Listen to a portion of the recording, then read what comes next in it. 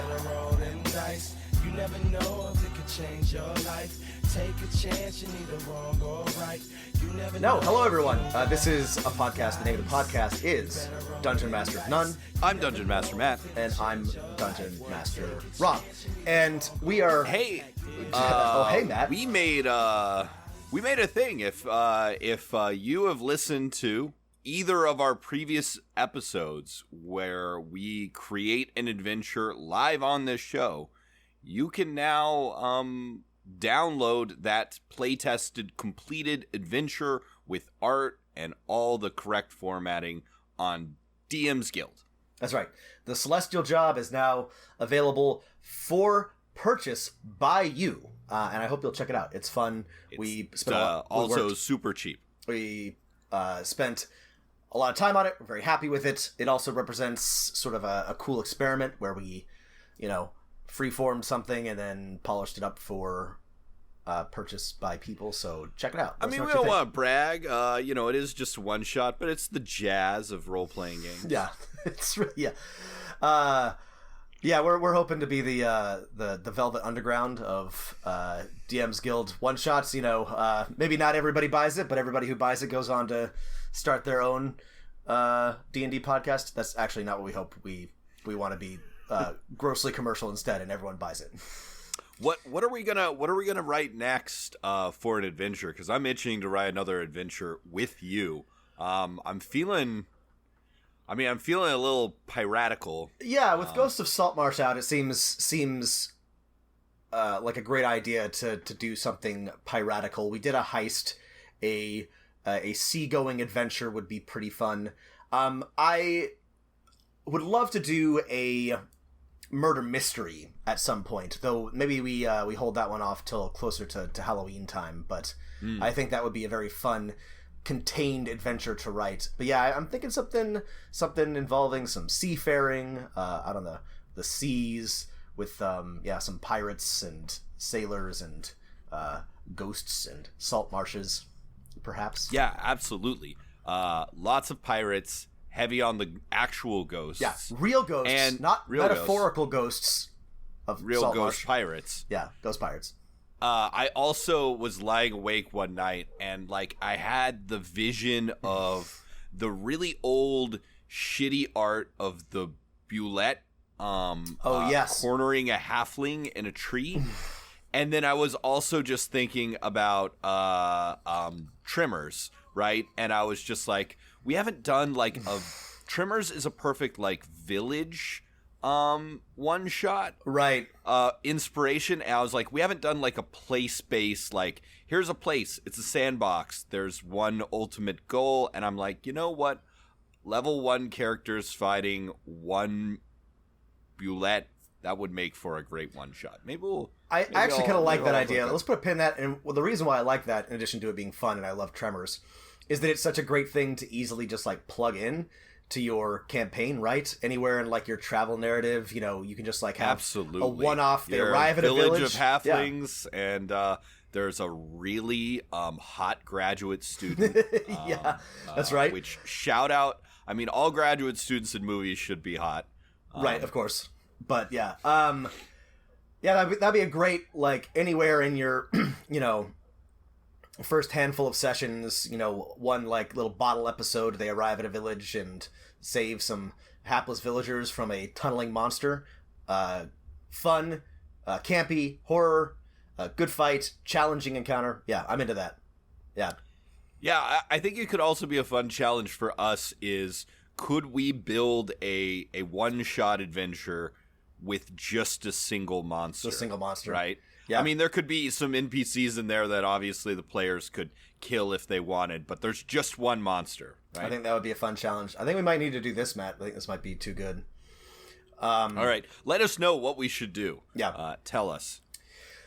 So, now that we have shot the shit for a little bit, babbled, chewed our cud, metaphorically. We're here to celebrate the announced hardback Eberron book. Oh, that's right. That wasn't what Rob was going to say at all. I actually genuinely forgot. There's been a bunch of news this week. Yeah.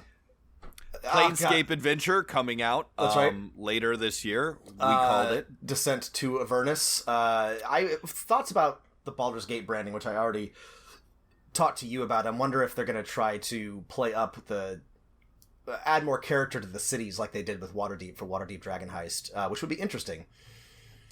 It would be weird for them to put it in the subtitle and for there not to be a 15-page guide to the city, but right. Role-playing game authors have done weirder. Yeah, they've done stranger. So, no, what we're really here to talk about is, and I know why you're all here, because we're all talking about it, and you will definitely remember this if you come to...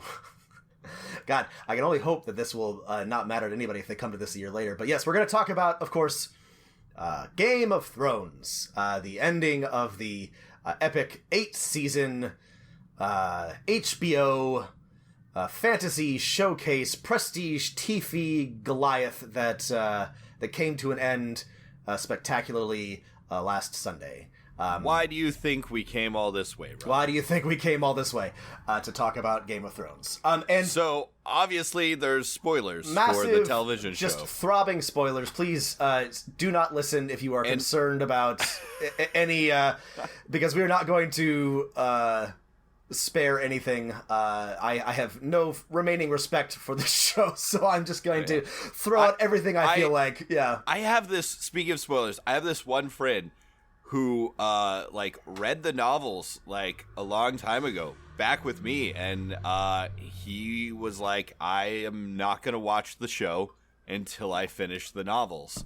And I'm like, but the novels are never going to finish, you realize this. And he still hasn't seen the show despite having read every published novel twice. It's crazy. That's an insane way to live your life. It's an insane way to live your life, and I can't imagine having that level of dedication, you know. Nobody deserves your loyalty. No author, they don't owe you anything, but you don't owe them anything either. You don't have to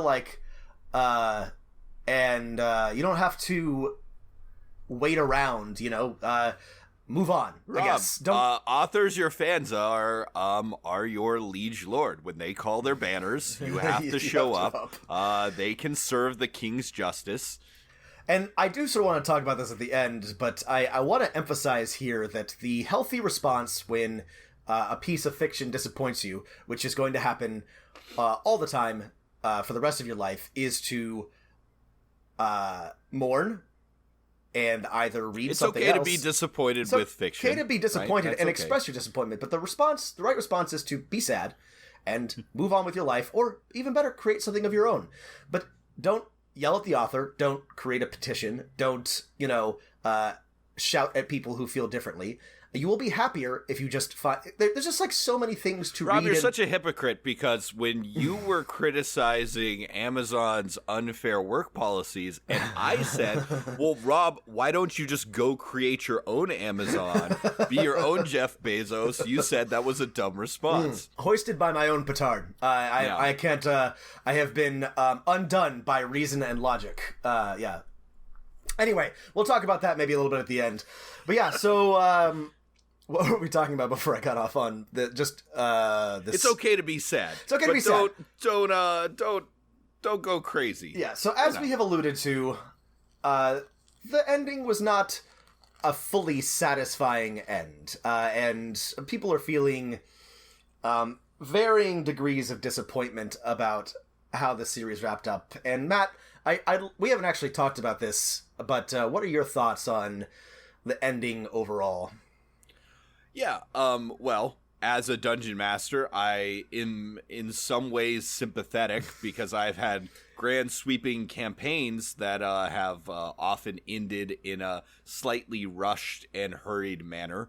But no one was paying me billions of dollars to make that thing. So, yeah, I mean, the ending was... Here's my final thought. It was fine. It was fine. Okay. I feel the same way. What do you want, nerds? It's fine. It's fine. Obviously, the biggest flaw is they rushed through the final 2 seasons. Mm-hmm. The larger flaw is they didn't have the brilliant writing of George R. R. Martin to draw on for dialogue and stuff, and you can tell that drop off. And yeah, but it was fine. I mean, you're not going to get a better adaptation of a sweeping fantasy series. Like, it's hard to, I think, if you haven't read the books, explain how much more expansive they are than the novels in just sheer terms of detail. And the fact that the show did the novels any justice at all is great. Yeah. I mean, I was disappointed with the end, but it was not anywhere near as bad as I thought that it was going to be or could have been. So, all things considered, I am, it was fine. Like Matt said, the main problem was that I can see that this was the end that George R. R. Martin intended. They did not write their way there, right? They just like sort of scrunched it all together and it shows. But the overall idea of the ending, who ends up on the throne, good old Bran the Broken, that makes sense. That there's a certain internal logic to that. They just didn't sort of like get there, I feel like a lot was missing.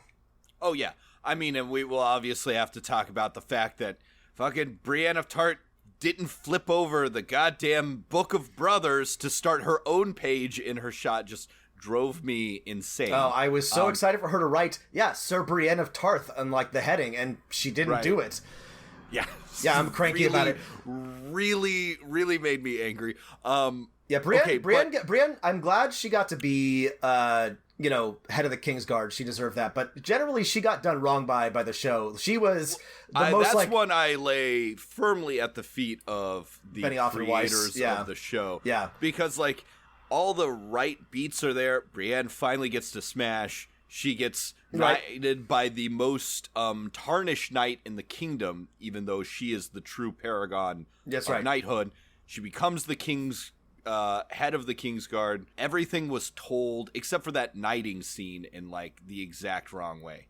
She was through the end, the most morally consistent and, the honorable heart, the real like touchstone of the show. At every point she made the right decision. It was not always the smart decision, but she made a promise and she kept to it, and that deserves respect. And I think she got done wrong by. It's just reminding me that the last we see of her in the book, she is about to die. Right. I still gotta imagine that she wasn't actually going to die, but yeah, that's right. Oh no, yeah. But yeah, Lady Stoneheart was about to kill her. Anyway, she's chilling in King's Landing with Sir Podrick of the Big Dick. Sir Podrick of the Big Dick.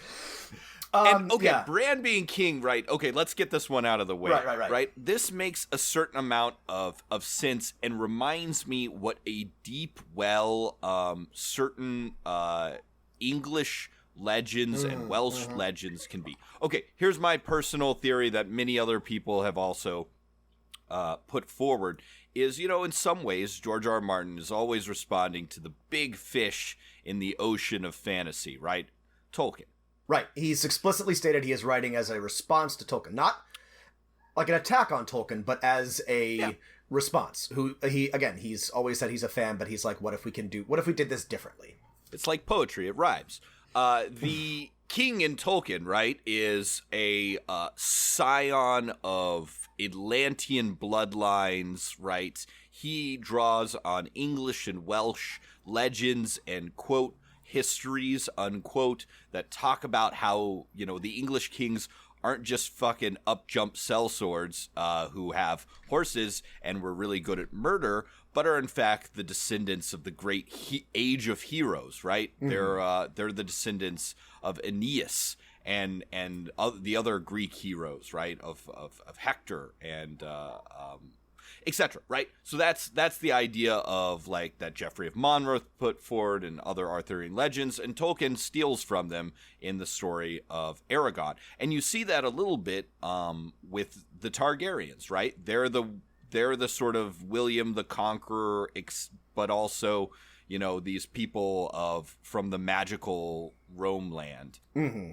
However, it's interesting that Bran ends up on the throne because he draws on another, I think, more subversive source of fantasy kingdom in Arthurian and medieval English legends, right? The Fisher King, or the Broken King, or the Wounded King, right? Right.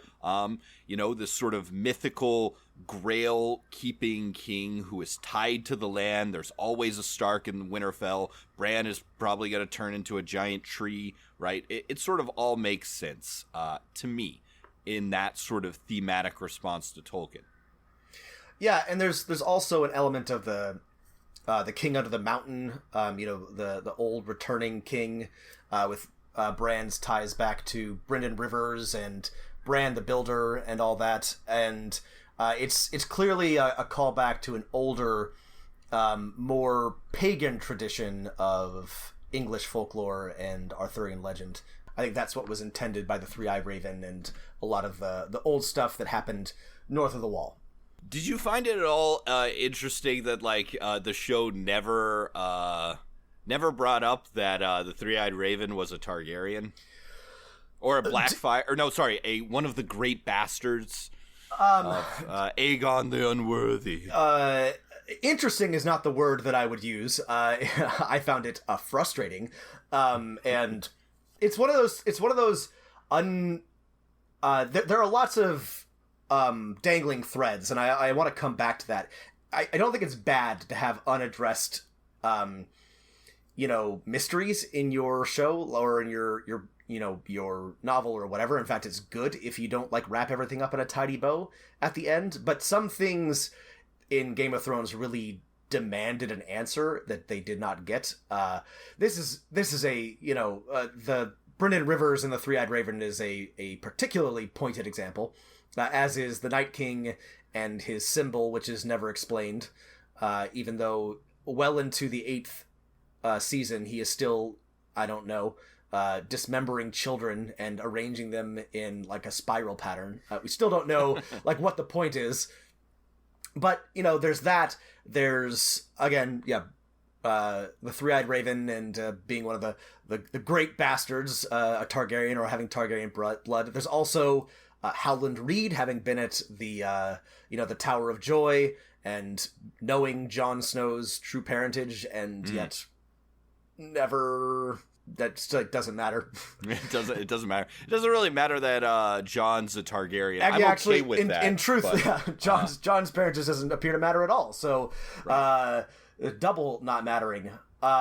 So, one of the biggest flaws of the show that became apparent in the Rush season is and I think this is a good tip for Dungeon Masters, is to never create a plot line like this, right? Something that if your players don't pick up on or explore, or you cut for time, destroys the entire interwoven narrative. And I think such was the case with the case of young Griff. I read this too. I read a really good thread about this. Yeah, Matt, tell us why the absence of young Griff really breaks the show.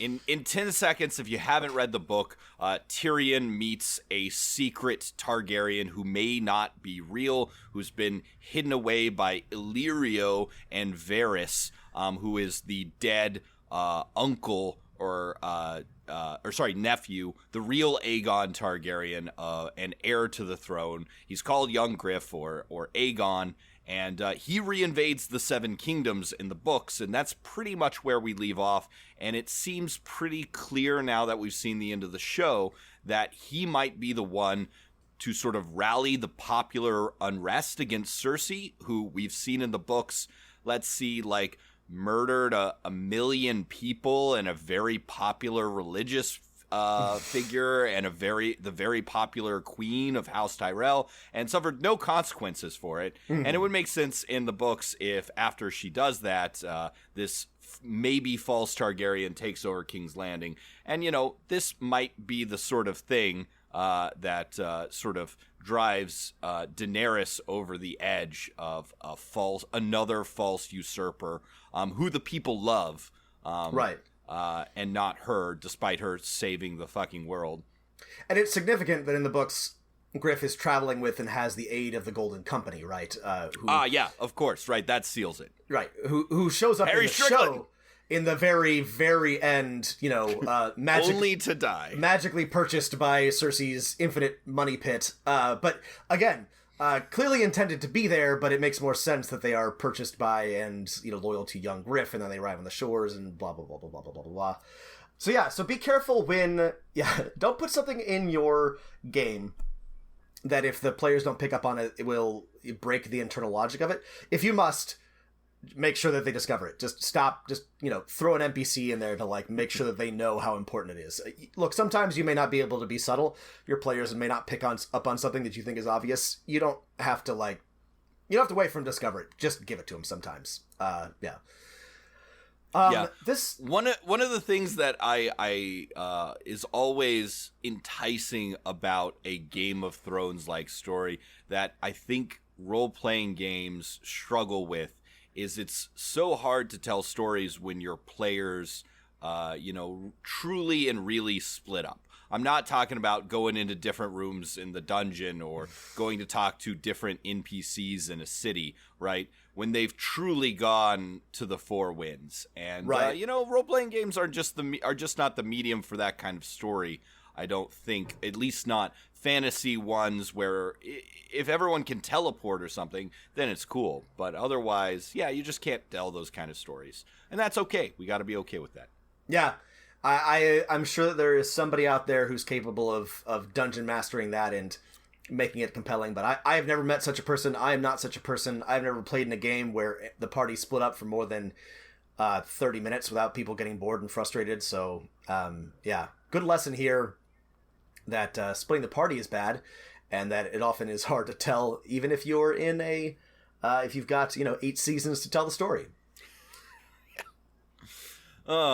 Well, it reminds me, and then we can get back to discussing the end of the season, is that, and I've harped on this before, but have you read A Night of the Seven Kingdoms, the short stories about Dunk and Egg? I have not. I've been meaning to. It's been on my list forever, but I hear they're good. Yeah. They are very good, and, I think if you're looking for a Game of Thrones to wet your feet in a Game of Thrones style story, right? If you really love feudal politics and intrigue, I can't recommend enough the second short story in the series, right? You can read it in an hour. It's called, I think, The Sworn Shield or The Sworn Sword in that collection. And it's very, very local, right? It's perfect for a scenario for first player characters, a dispute about water rights between two very, very minor lords. And the stakes are very clear, but it's a perfect sort of setup for you to put in lots of twists and turns. And I won't spoil the story, but there are some good examples of those. If you want to try feudal politics and see if your players really like that kind of stuff, start really small, right? Yeah. And see if you can do it and if your players actually enjoy these sort of weird, evil, dynastic machinations, and then scale up, right? And then be like, all right, now we're gonna do the thing where if this queen dies, right, 40 million people are thrown into war. Right. I love, in court intrigue and politics, but I really love it when it's incredibly petty. And if you've watched right. any real world politics, you know that, politicking is not noble and it is dirty and people are selfish and stupid and greedy. Imagine all of that with democracy stripped away. Exactly. With zero accountability. All of the right? power. And it's just, God, don't you can work your way up to it, but don't put your players in, they're in a epic, battle of wills between the king and his, his advisor or the emissary of the emperor or something like that. Have it be between, a bunch of, low-level bureaucrats arguing over something that doesn't matter, but it's, critical to their quest to, resolve this inane dispute. I love it. I can't get enough of that kind of thing. I love forcing them. Often my players resort to violence when I put this in front of them, which is equally fun. It just to get it over with. It's just real politics is dirty, unpleasant, uninteresting, and all the people involved are the worst people you've ever met. And like Matt said, if you're doing it in like feudal politics, it's just imagine there's no accountability and no mechanism for dealing with any of these people aside from, you know, sheer force, and it's terrific. Yeah. You will never find worse villains and or greater relief when they meet a nice one than anyone in a feudal hierarchy or aristocracy, right? Yeah. They're on the whole not very pleasant people. Actually, right. Just a Dungeon Master of None recommendation. I've been reading Barbara Tuchman's excellent A Distant Mirror. It's about sort of 14th century life, and if you're really, really into that sort of Western European high Middle Ages stuff, you will find no better readable book on life and politics during this time.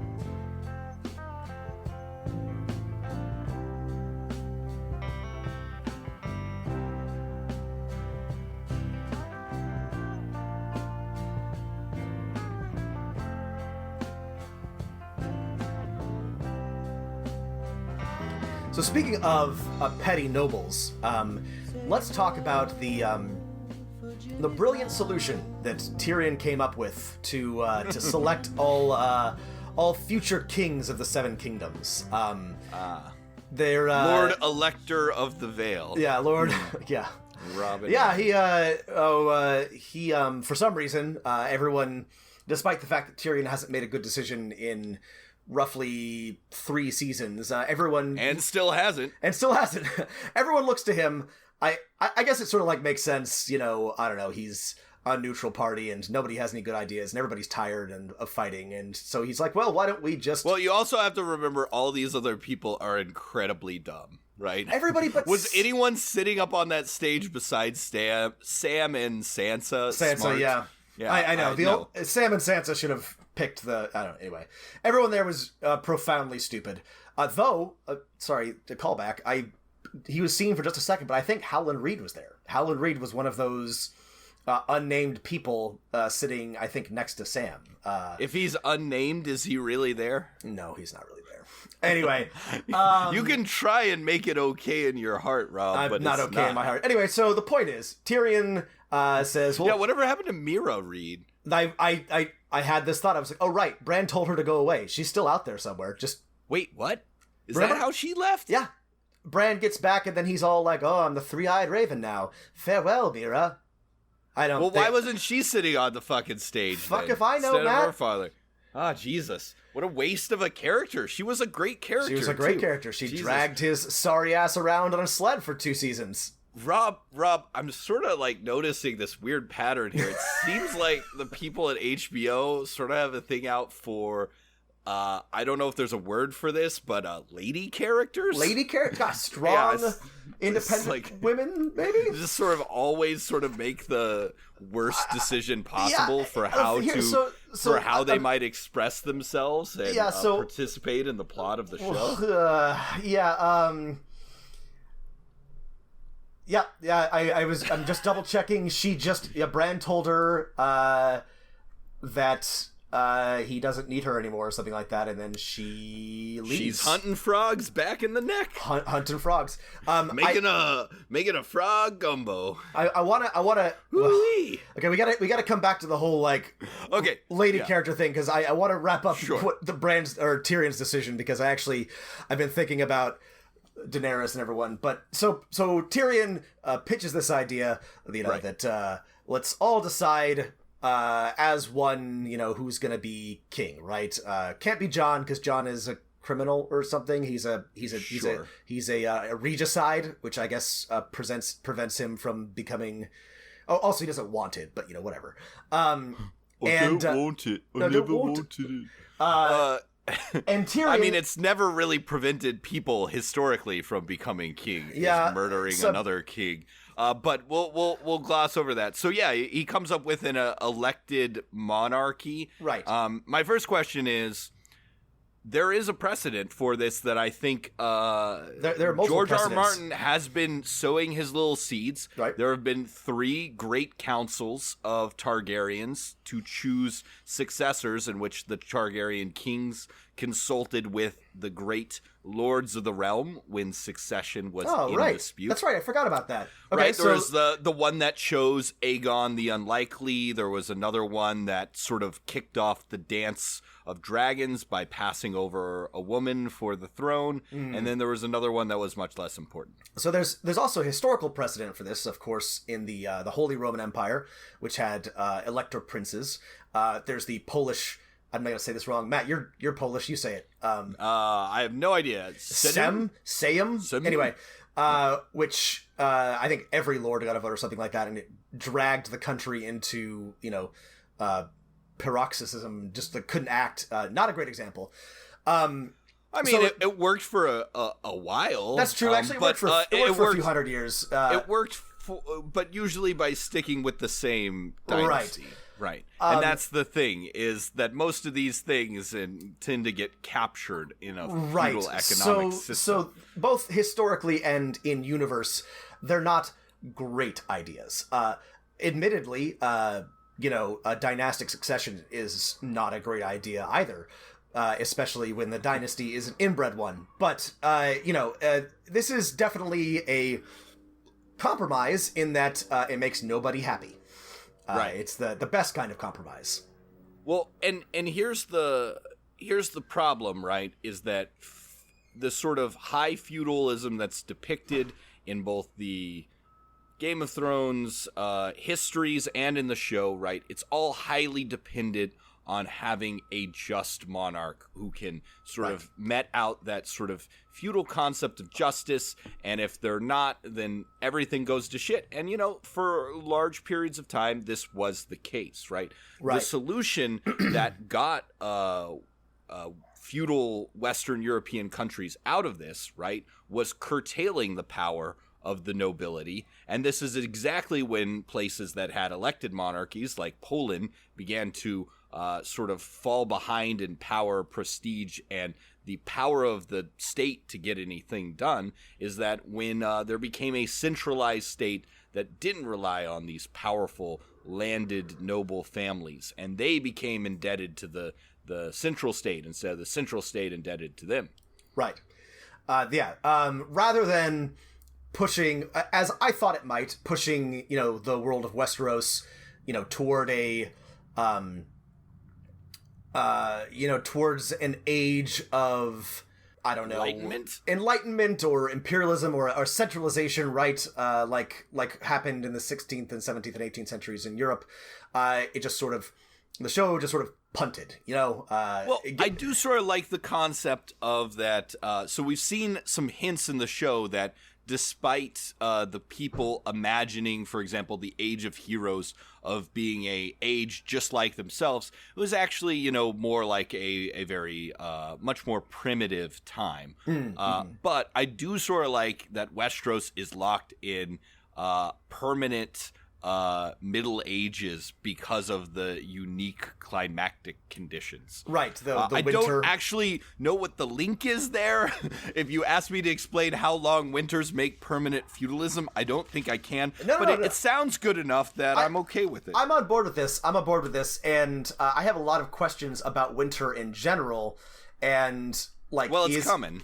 Well, but is it still? Oh, yeah, that's true. It seemed like there were some prophecies that after the others were defeated, this should stop. It seems like the whole winter-summer thing existed before the night or the others, right? But how would anyone know? It's 8,000 years in the past. 8,000 years ago. We should ask a maester, but also, here's another thing that was dropped. Weren't the maesters doing some sort of big conspiracy? I was a big maester conspiracy. Yeah. Right. I firmly believe that Maesters did King's Landing 9/11. Right. They killed the last dragons. Yep. They wanted to get rid of magic and create a more ordered world. I believe it. There's evidence for it. Speaking of things that got dropped, this is less important, but the Iron Bank of Bravos just kind of went from a from a central key powerful player to that's fine. Whatever. We're paid off. I did not care for that. I'll tell you what I really liked. I'm sorry. This is a thing. I really liked that George R. R. Martin was cognizant of and put into the books the power of lenders and bankers in, and, having coin, in, this sort of, late, early Renaissance, late medieval era. And the presence of the Iron Bank of Bravos is significant and should be. And then the show gave some allusion to it, but then just sort of wrote them out without any real satisfying conclusion. Okay, sorry. It was very unsatisfying. Very unsatisfying. So they pick Bran, right? Well, we've alluded to this. They pick Bran, right? The council. Tyrion gives this incredibly ham-handed and, frankly, as a writer, embarrassing speech where he talks about how people. It was the most cliche thing that we've seen in 1,000 movies before. It right? was. The people love a good story.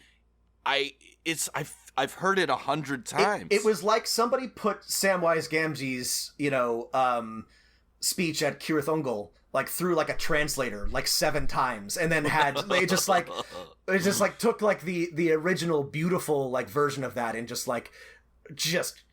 ran it through until it was just the cheapest worst imitation. I'm so disappointed. I'm so sorry that Peter Dinklage had to say those words. I imagine that George wanted to have some sentiment like that at the end, but there's no way he would have ever put something so just grossly unsubtle in his books. And I like the idea behind it. I do actually think people need a narrative, they need a story, right? That's what legitimacy is, right? The idea that a king is right to rule can be manufactured, right? It can be created, like what we were talking about earlier with the English kings, right? You tie their right to rule back to Aeneas, and justify their conquest, right? You're creating a national mythos that can be done. That part's true, but the way that he just presented it was who's got a better story than Bran the Broken? It was what? Everyone's got a good story. Yeah, that's what the whole show has been about. Goddamn story, Anyway, so they pick Bran. Yeah, you could have applied that to probably better to Arya, who killed the giant monster guy, right? And Sansa, Sansa, even Gendry Storm. God, I was kind of hoping there was a moment where I was like, they're gonna do Gendry. They're just gonna give it back to a Baratheon and just I'm like, no more stupid Baratheons. God damn it! But he would have been controlled by Tyrion and Sansa or something like that. Ooh, Rob, you're actually a Stormlander because the Stormlands are just fucking Portland, full of people who lift. That's you. That's right. That's true. Rob is biased and cannot speak on this matter because he is a swole man with dark curly hair. I'm always gonna pick the swole dark featured man. It's true. I can't be trusted to pick a king. Yeah. No, but so Matt was talking earlier about how the whole system sort of relies on having a just monarch, and this is theoretically. It's objectively a bad way to pick a just monarch, but they pick Bran, right? Which you think... Right, they're gonna... Well, in real politic terms, they're gonna pick a weak monarch. They'll pick a weak monarch, right? Someone... Until one house is gonna get enough power to control it, and right. then... I must point out... But, the idea is... The idea is that he knows, he's wise and he knows our history, and so he's the best choice, the wisest choice. And this is dropped from the show. This makes no sense because Bran basically disappears from the narrative, and I assume he was intended to have more lines and or presence and or do something, but they just didn't have room for it. Remember, in the books, Bran is the first fucking point of view character. He is, which is, and he's important, and I always thought that he was critical to the story, and I have no trouble believing that George R. R. Martin intended him to be on the throne at the end, but it's clear that the showrunners had no idea why or how to get there. I thought it would have been a great ending if Bran executed Jon, mirroring the first scene of the fucking scenes where Jon gives him the strength as a cool older brother to watch his father's brutal medieval justice. That's right. Yeah, that would have been and then it echoes Ned's That's right. Finale. Just chop his head off. Just chop his head. Would have been a perfect mirror. The other thing is about Bran, before we move on, is that in the books, and it feels like there's something sinister about the Three-Eyed Raven and about Brynden Rivers and about the whole thing, and especially Brynden Rivers was a real son of a bitch, and he was not a nice guy. There's a suggestion maybe that Bran was not just like imbued with his knowledge, but taken over by him, and the way that he treats Hodor and sort of the people around him suggest that maybe he's not pure and good-hearted, but we're just supposed to believe that he's the same, good kid, even though he's been possessed by an ancient raven spirit or something. And I don't know. Well, here's the problem with the show is I can sit down and explain to you, okay, Brynden Rivers, the second of the great, or third of the great bastards of Aegon the Unworthy, who hated Bittersteel and sort of devoted his life to serving the Targaryen line and fighting the Blackfyre line, and executed one of the Blackfyre heirs, allowing Aegon the Unlikely to become king, but was sent to the Wall as punishment, right? Is kind of a anti-hero villainous person, but how are you going to explain all that history in a TV show? Right. So what I would love to see in the books, I would love to just see a more detailed ending, but it would be cool if, Bran is now half Brynden Rivers, and it's fucking Brynden Rivers won the Game of Thrones, baby. Fuck you, Blackfyres.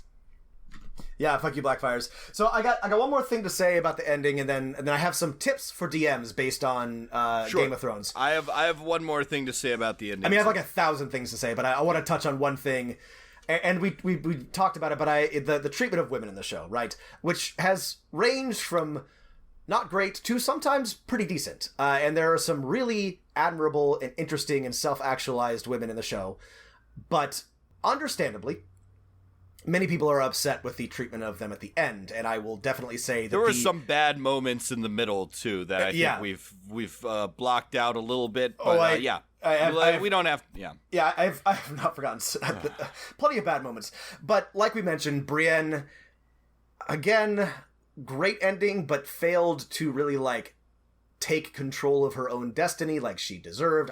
I would have been happy if she just written. I mean, Brienne of Tarth did. We just didn't get to see it, right? And that's what's frustrating. And Daenerys gets murked by Jon because she is implied to have gone full Darth Vader.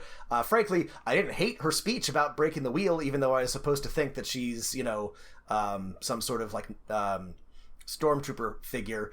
And a lot of people are upset about how, that character wrapped up. And I think that, I feel like even in the books, it was always clear to me that that's the direction she was going to head. She always walked the line of, retributive violence. Say when a Targaryen is born, the seven gods flip a coin. On the one head, greatness, on the other head, madness. She again, most of the people she executed deserved it. Not everybody she executed did. And, I think there's room in both the story and in the world for people who use violence to achieve, just ends. I think that's complicated and confusing and maybe not the best message for a prestige television drama. And I can understand why the murderous, crucifying, Dragon Queen didn't end up on the throne. But I can also understand maybe we should have been clued into the fact that the Targaryens are bad is, one, they're a race of dragon-riding inbred albinos whose sigil is a red and black dragon. And their words are fire and blood. I don't know. Anyway. So I'm not disappointed that she did not end up as a winner. However, I think it would have been a very interesting Game of Thrones ending if she had just torched Jon and, declared herself Dragon Queen, and that would have been the end. But will love me and despair. Would have been wonderful. But, yeah, I do think that her treatment was frustrating for a lot of people, even though it was probably what George intended and well justified by the plot, because it just felt so abrupt. She went from being, generous and smart and kind, if occasionally ruthless, or let's say calculating, to apparently going nuts and needing to be put down by good old honorable Jon Snow. And unsatisfying end for Daenerys and for lots of people who are fans of her, and rightfully so. She was a person worthy of being a fan of. She was a very interesting, dynamic, and compelling character, and her end was disappointing for sure. Yeah, a compelling character who it's very frustrating because I think we were all itching for her to not be in the other side of the world for so long and to mix it up with our other favorite characters. And then when that finally happened, it was a huge letdown. Pour one out to a real one. R.I.P. Danny. Yeah, pour one out. Yeah, two more unaddressed threads were, of course, Daria Naharis in the Faceless Men entirely, and also the Lord of Light, Azor Ahai, the prophecy, literally everything to do with that. It becomes clear in the epilogue for A Feast with Crows that despite their sort of professed neutrality of, hey, we only kill who the people pay us for the god of death, the Faceless Men almost certainly have some sort of other agenda. Right. And considering their origin story as escaped slaves and slave assassins fighting against Targaryen oppression, or sorry, not Targaryen oppression, but Valyrian oppression, it might make sense that they have something against, Danny or something like that. They have their own... to believe that. Right. What was your other thing? Yeah. So, okay, I wanted to list, I guess, logically, the 7 electors of the realm should be the Lord Paramount of the Trident, Lord Protector of the Vale, Lord Reaper of Pike, Lord Paramount of the Stormlands, of the Reach, of the Rock, and the Prince or Princess of Dorne. Am I wrong here? No, that's correct. Wrong? Okay. Yeah. Also, Dorne and the Iron Islands, why would they not be independent? I know, this was again, some plot holes are not plot holes, they're just, whatever, but there's a pretty compelling argument to be made that the fact that Dorne and the Iron Islands just didn't even bring it up was a plot hole. They could have hand-waved it away and said, oh, this is the reason why you don't get to be independent, and they would have had to say, okay, yes, but they didn't even address it, which is pretty dumb. I'm having trouble imagining unnamed Prince of Dorne and Yara Greyjoy just saying, oh, sure, the North gets to be independent and we don't. I think further disintegration makes sense and creates a rich imaginative ending for Game of Thrones, where you can imagine more stories going on, because Westeros is supposed to be really freaking big, and you should only be able to hold together a feudal realm that size with fire and blood. Sans Fire and Blood, don't think you can do it. Don't think you can do it. So here's the lessons, the takeaways I have this is really interesting. I really was thinking a lot about DMing when I was watching this. Yeah. So here's a few lessons I think that you can learn from Game of Thrones. Number one is that it is hard, and you need to be really committed to it to adapt somebody else's material, right?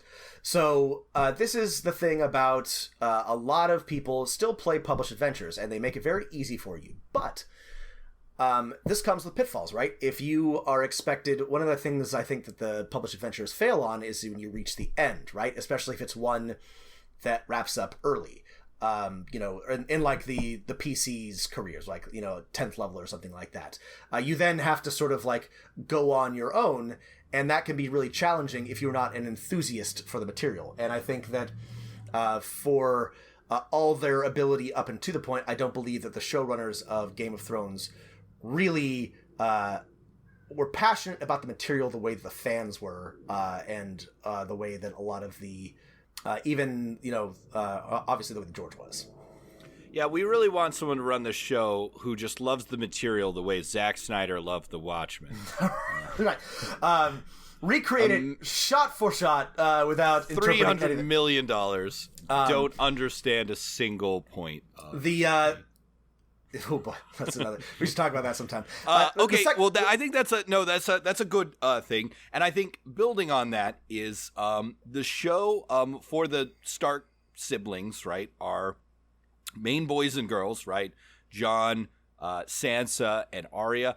While you may find these endings satisfying or unsatisfying, they seem to me like perfect endings for player characters after a long campaign, right? They all seemed like a little fan servicey, and when you've played a long campaign that is in the epic fantasy genre, don't apply this to horror or noir or pulp or whatever, but in the fantasy genre, right, at the end, right, players like, hey, I haven't shown any interest in sailing before, but I'm going to go explore the unknown world, right? Right. Perfect. Amazing. Perfect. Great. Yeah. I'm going to rule the kingdom. Great.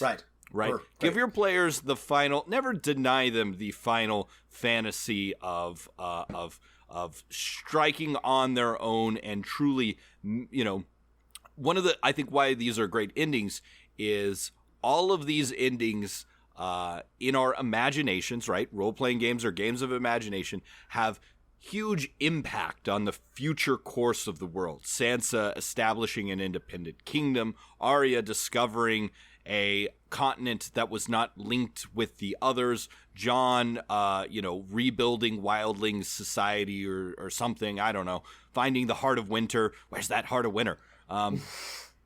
Right, so give your players that. Do not deny them this small gift. Excellent point. The second thing that I noticed the third thing now, because I did the second thing. Oh, sorry. The third thing that I noticed that I wanted to talk about was burnout.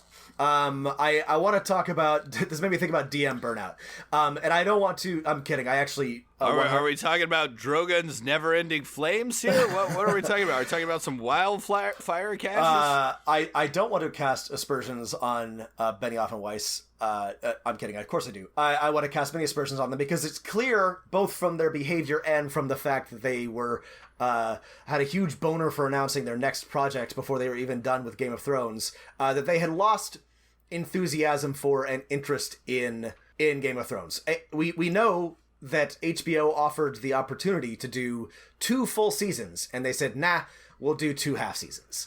So this is an important lesson forgot about that. For DMs, which is, listen, you're not getting paid, so you can do whatever the hell you want. Well, you might be getting paid. I'm not getting paid. But you still can do whatever you want. And by the way, if you are getting paid, finish your fucking story. But if you're not, just be aware of when you're running out of steam on a story. And if you have to wrap it up quickly, do that. Don't drag it out, right? Say hey, I'm losing a little interest. I think I'm going to try to push us towards an end. We're going to wrap up in this many sessions. So your players may just be disappointed, but it's better to do that than to just sort of soldier on, despite the fact that you're no longer enjoying the world. And if your players are really, really committed, maybe they can find somebody else to DM, or maybe you can take a break and pick up, later. But just pay attention to how you're feeling about your story and, be ready to end it before you reach the point of, coming to lose interest or worse, hating it. Or string your players along, start a secret other group that you're more interested in, that's paying you more money, and and then you win. And then you win. That's right. No, that's a very good point. Yeah, fuck your first group. Yeah, and the final thing that I wanted to talk about was that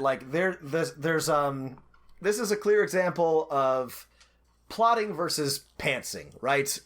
These are 2 terms that authors use, right? Some people like to outline religiously and follow that to the letter, and some people just fly by the seat of their pants. George R. R. Martin, because he insists on being different, called it gardening. He plants his seeds, his character seeds, and tends to them, but he's a pantser. He knew some major, plot points, but in the end, he had no idea how he was going to get there, right? Which is why it's been 8 years since he published a book, and he will never finish, because he doesn't know how to get there. So the lesson here is find what works for you as a DM, but be aware that if you're going to pants it, you may end up with some real unpleasant and unsatisfying ends. And that's okay. You're a DM. You don't owe anybody. But think about how you're going to get to where you want to get to. No matter how much you plan, right, you can never be a plotter through the medium of role-playing games, right? There is some degree of pantsing. Otherwise, it's not a role-playing game, right? It's you telling your friends what happens, right?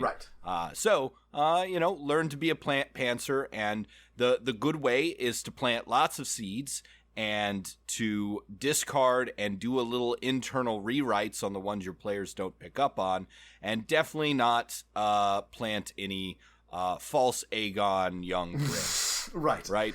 Plant seeds and weave what your players pick up together. Mix some metaphors as I'm doing, and then you'll have a beautiful butterfly of a story. Yeah. All right. Well, we could talk about this all day, but I think we've really done what we can and addressed the important parts. Any final thoughts for us, Matt, before we sign off? Favorite tiny side here. Well, we have to do our 1d4. Roll us a d4, Rob, or I can do it. All right, I got my d4 right here. All right.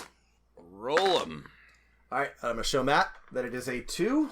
All right, 2. Rob, name your 2.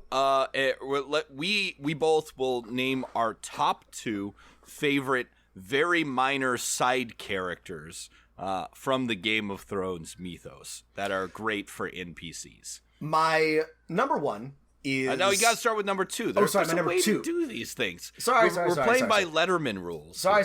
My number 2 is, of course, Sir Eris Oakheart, who goes off to Dorne. Oh, that fool. And I believe that does something. I honestly, I know he's down there and he has some, he does, but I have no idea.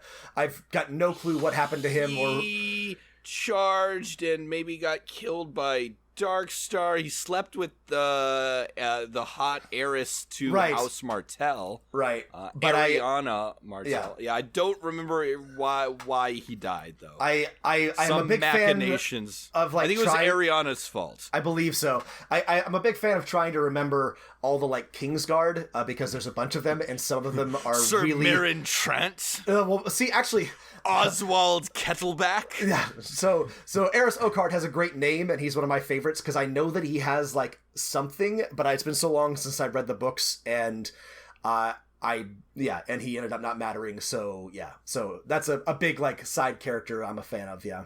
My number 2 might be Edmure Tully. He's choice. Just an incompetent fuck up. The show really plays into that angle. Mm-hmm. He kind of has a good heart, but not the true courage and convictions of his really cool badass gay uncle Blackfish. Right. Yeah. Yeah. I know he's overshadowed by his. Yeah, by the Blackfish, who also got done wrong by. Rest in peace, Blackfish. Yeah. All right, number one character. My number 1 minor side character. Oh God, there's so many to choose from. I'm gonna pick. I'm going to pick Rattleshirt, and I'm going to pick Rattleshirt. Rattleshirt's so good. I'm going to pick Rattleshirt because I have no fucking idea what's going on with him, and now I never will. He's got a couple of viewpoint chapters, and he's got some powers, and he's apparently kind of important, I think, to the overall plot. Wait, are you talking about Rattleshirt or the weird warg guy? No, I'm not talking about the Sorry. No, I'm mixing up the weird warg guy with Rattleshirt. So I mean Rattleshirt. Forget the weird warg guy. I forgot that he's the one with the chapters. Rattleshirt just shows up. And I realized that he's still in the show. You see him behind Tormund in a couple of shots. Well, he's Mance Rayder. He's Mance Rayder glamoured. Right. Sorry. I was trying to remember. See, this is just like Eris Oakheart. I remember he has something going on with him, but I can't remember what it is. And he might be Mance Rayder, but now we'll never know. I love Rattleshirt. Great name. He's got a shirt made of bones. Big fan. Yeah, there are so many great side characters. Remember all the barbarians that Tyrion had as an entourage? Yeah. goat killer guy. Anyway, I think my number one favorite side character is definitely one that I'm gonna really dab on everyone here. Right? Is Mushroom. Mushroom is not in any of the shows or any of the books. He is in the tedious homework assignment that is Fire and Blood, the history of the Targaryen dynasties. The book Fire and Blood is written as an in-universe history by one of the maesters of Old Town, this is a secondary, he's drawing on secondary sources to write a synthetic work of the whole Targaryen dynasty, and he draws on for different eras a bunch of different accounts, and he'll talk about, hey, one of the sources said this and another source says that, and Mushroom is one of those funny historical sources you encounter. He's like Tyrion, a very, very clever dwarf. Unlike Tyrion, he is lowborn and a jester, but he uses his status as a jester and court fool to actually become a very, very minor player in the politics, but enough to get access and to write funny stories. And he does, and it's a great, as a historian, I enjoyed that. Mushroom. You did dab on us very hard. Well done, you insufferable nerd. Yes. You are now all cursed to be riddled with some of the more Cthulhu-like things in the Game of Thrones universe. The maze makers of Lorath, or the blind worms that consumed Vagar, the dragon, that were indescribable horrors that dissolved into smoke. We love these things. All right, so yeah, let us know, as always, what you'd like us to cover, what you'd like our next one-shot to be, our homebrew to be about. You can email us at dmofnone@gmail.com or add us on Twitter at dmofnone. Thanks all for listening. In the Game of Thrones, you win or you die, or I guess you get to ride off into the sunset. The end. All I have to say, Rob, is Valar Podaris. Kill me now. All right.